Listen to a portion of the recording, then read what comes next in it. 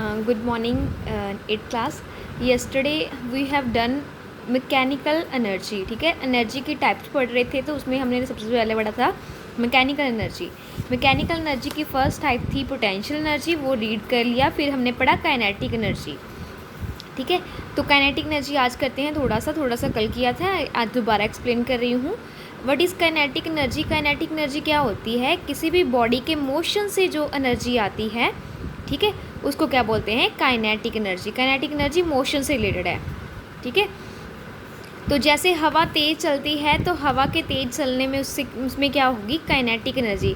और उसकी kinetic energy से हम ये जो विंड मिल्स होती हैं उनको मूव करवाते हैं. ठीक है, जैसे कार मूव कर रही है, तो इसमें क्या होगा? Kinetic energy.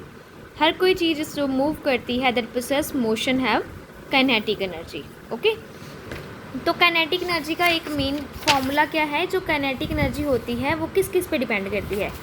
काइनेटिक एनर्जी एक तो डिपेंड करती है मास पे, एक करती है स्पीड पे.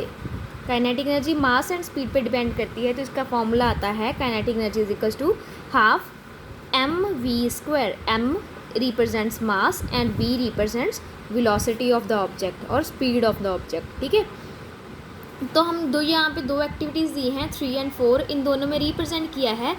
पहली में रिप्रेजेंट किया है कि काइनेटिक एनर्जी मास पे कैसे डिपेंड करती है.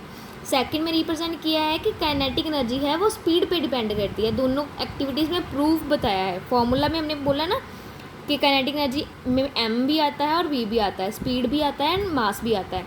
तो एक्टिविटी 3 और 4 में ये बताया कि सच में काइनेटिक एनर्जी, अगर आप एक्सपेरिमेंट भी करके देखोगे तो भी आपको पता चल जाएगा कि kinetic energy mass and speed पे डिपेंड करती है. फर्स्ट एक्सपेरिमेंट में क्या लिया उसने? फर्स्ट एक्सपेरिमेंट में 2 हथौड़ियाँ ली उसने, हैमर लिए. एक कम वेट वाला, एक ज़्यादा वेट वाला. ठीक है, एक हैवियर है एंड एक लाइटर है. मास किसका ज़्यादा होगा? हैवियर वाले का. ठीक है, और एक नेल ले लिया, एक वुडन ब्लॉक ले ली. नेल क्या होता है? जो आपका, जिसको पंजाबी में आप केले नहीं बोलते, केल. ठीक है, तो वो क्या होता है? नेल. ठीक है, अब क्या है, नेल को जब वो दीवार में, जब वुडन ब्लॉक में, लकड़ी की ब्लॉक में, जब वो किससे, हथौड़ी से ठोकेगा, ठीक है, हैमर से, जब वो लाइट वेट वाला हैमर यूज़ करेगा, ठीक है, तो फिर दूसरे टाइम पे वो हैवी वेट वाला हैमर यूज़ करेगा. कौन से केस में जो है आपका जो नेल है, जो, ठीक है, वो वुडन रोड में प्रॉपरली लग जाएगा? किससे अच्छे से लग जाएगा? हैवी से. ज़्यादा मोटी हैवी थोड़ी लोगे तो कील जो होता है वो दीवार में जल्दी चला जाता है ना. ठीक है, तो जब दोनों हथौड़ियों में कंपैरिजन किया तो हैवी मास वाली थी जो, उसमें ज़्यादा एनर्जी थी और उस एनर्जी के कारण उसने ज़्यादा फोर्स लगाया नेल पे. जो फोर्स लगाने पे क्या है, नेल जो है वो वुडन ब्लॉक में अच्छे से पेनिट्रेट हो गया. ठीक है, तो इससे क्या प्रूव आता है कि हैवी बॉडी है उसमें ज़्यादा काइनेटिक एनर्जी होती है और ज़्यादा फोर्स लगाती है वो. ठीक है, नेक्स्ट एक्टिविटी में बताया है कि काइनेटिक एनर्जी स्पीड पे कैसे डिपेंड करती है. ठीक है, स्पीड पे कैसे, इसमें क्या लिया है उसने? कैरम बोर्ड ले लिया, उसमें कुछ सिक्के ले लिए और एक प्लास्टिक का स्टिकर ले लिया. ठीक है, और जो कॉइन्स लिए हैं उसको सेंटर में जोड़ दिया. जैसे कैरम बोर्ड की आप कॉइन्स नहीं लेते हो वो वाले, उसको सेंटर में जोड़ दिया. ठीक है, अब क्या है, आप स्टिकर जब चलाओगे हाथ से, ठीक है, तो अगर स्टिकर कम स्पीड से जाएगा, ठीक है, तो कॉइन्स कम दूर जाएंगे ना. कम स्पीड से स्टिकर आके कॉइन्स को लगेगा, तो जो कॉइन्स है वो कम दूरी पे स्कैटर होंगे. ठीक है, लेकिन ज़्यादा फोर्स से, ज़्यादा जोर लगा के आप स्टिकर को लगाओगे तो उससे क्या होगा? स्टिकर ज़ोर से जाके कॉइन्स से टकराएगा और कॉइन्स जो है वो दूर दूर बिखर जाएंगे. ठीक है, इसका क्या मतलब हुआ? इसका मतलब ये था कि जब स्टिकर की स्पीड ज़्यादा थी, ठीक है, तो स्टिकर की स्पीड ज़्यादा थी तो उसमें काइनेटिक एनर्जी ज़्यादा थी और उसने ज़्यादा फोर्स लगा के कॉइन्स को दूर दूर फेंक दिया. ठीक है, तो इससे प्रूव होता है जो काइनेटिक एनर्जी है वो स्पीड पे डिपेंड करती है. अगर स्पीड ज़्यादा है तो काइनेटिक एनर्जी ज़्यादा होगी. ठीक है, this is the formula of kinetic energy, half mv². m represent mass and v represent speed. उसके बाद बच्चे ये क्वेश्चंस हैं, ये मैं आपको बाद में बता दूंगी. नेक्स्ट आ गया केमिकल एनर्जी. केमिकल एनर्जी क्या होता है? देखो, केमिकल एनर्जी मेन होता है, केमिकल एनर्जी क्या होती है? कोई भी बॉडी है, कोई भी मैटर है, उसमें क्या है? उसका मास होता है ना, और उसकी कोई केमिकल कंपोजिशन होती है. केमिकल कंपोजिशन मतलब उसमें जो भी एटम्स हैं, जो मॉलिक्यूल्स हैं, वो कैसे अरेंज हैं. ठीक है, देखो हर मॉलिक्यूल की ना अपनी शेप होती है. जैसे वाटर का मॉलिक्यूल है, वाटर में क्या होता है? H2O होता है ना. ठीक है। इसमें H2O की शेप क्या होती है, सेंटर में ऑक्सीजन होती है और ऐसे ऐसे करके हाइड्रोजन होते हैं, ऐसी शेप में होते हैं, ठीक है। अगर कार्बन डाइऑक्साइड की देखोगे, कार्बन उसकी शेप ऐसे होती है, ठीक है। तो हर जो मैटर है उसमें जो मॉलिक्यूल्स है उसकी केमिकल कंपोजिशन डिफरेंट होती है, ठीक है। ये कंपोजिशन है उसकी, केमिकल कंपोजिशन। तो अब उसकी केमिकल कंपोजिशन के कारण जो एनर्जी आती है that is known as chemical energy. तो पढ़ते हैं क्या है, actually the energy stored in a matter due to chemical composition is called chemical energy.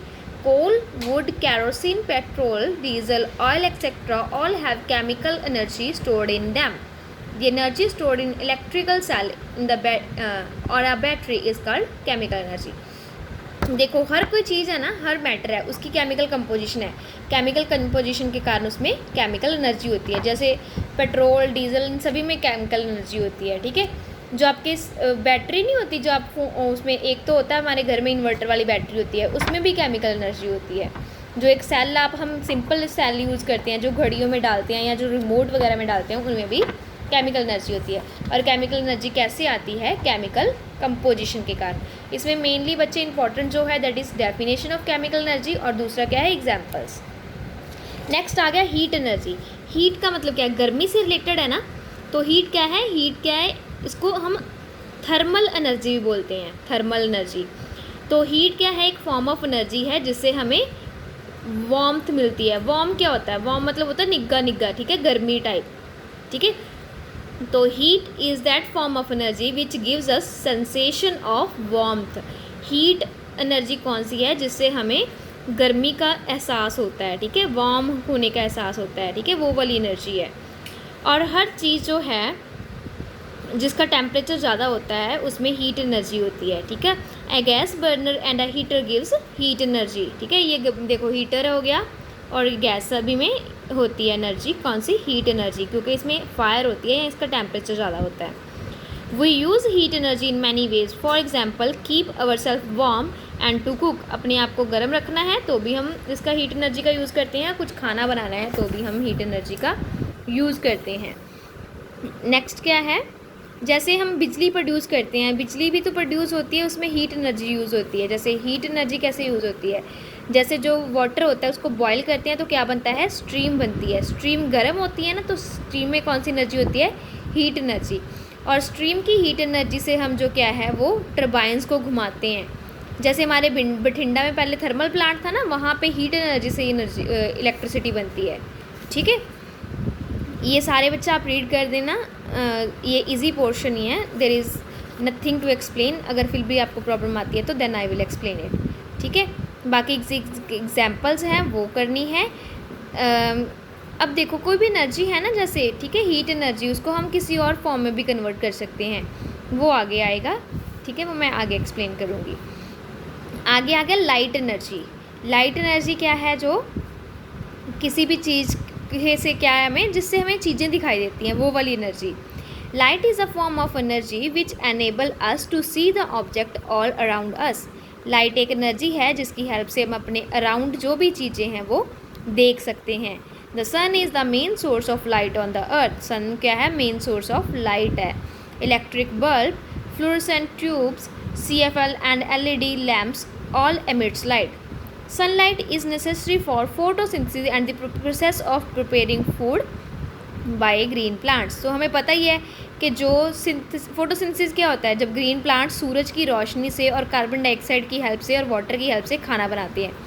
तो जो लाइट एनर्जी है वो बहुत ज़रूरी है। क्यों ज़रूरी है, क्योंकि ग्रीन प्लांट्स जो हैं वही खाना, वो प्रोड्यूसर्स होते हैं ना, तो उनको खाना बनाने के लिए लाइट एनर्जी चाहिए होती है, ठीक है।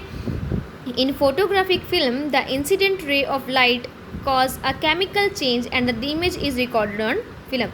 जैसे आप फोटोग्राफी नहीं करते, फोटोग्राफी में भी तो लाइट ही होती, लाइट जो होती है ऑब्जेक्ट पे इंसिडेंट करती है, जो फिर ऑब्जेक्ट से आके सामने जो होती है स्क्रीन पे, जो फोटोग्राफिक फिल्म है उस पर इंसिडेंट करती है और उससे हमारी फ़ोटो खींची जाती है, ठीक है। Nowadays lasers light is used for certain purposes. It is extremely intense light. देखो लाइट, अब ना एक लेज़र लाइट होती है, जो लेज़र लाइट होती है बहुत ही इंटेंस होती है। लेज़र क्या होती है, जो पतली सी लाइट की रे होती है, ठीक है, वो लेज़र होती है और उसको कल हम लाइट के एनर्जी को यूज़ करने के लिए हम आजकल लेज़र यूज़ करते हैं, क्योंकि लेज़र जो है वो बहुत ही इम्पॉर्टेंट रोल प्ले करती है, क्योंकि ये नई टेक्नोलॉजी है और इसमें जो लाइट होती है वो ज़्यादा इंटेंस होती है, ठीक है। और मतलब उसमें ये है कि लाइट की थोड़ी सी रेज़ ही होंगी ना, लाइट इसमें लेज़र में मान लो इतनी सी रे है, इतनी सी रेज़ में ही बहुत ज़्यादा लाइट एनर्जी होती है, वो बहुत इंटेंस होती है और उसका हम यूज़ करते हैं काफ़ी सारे पर्पसेस में।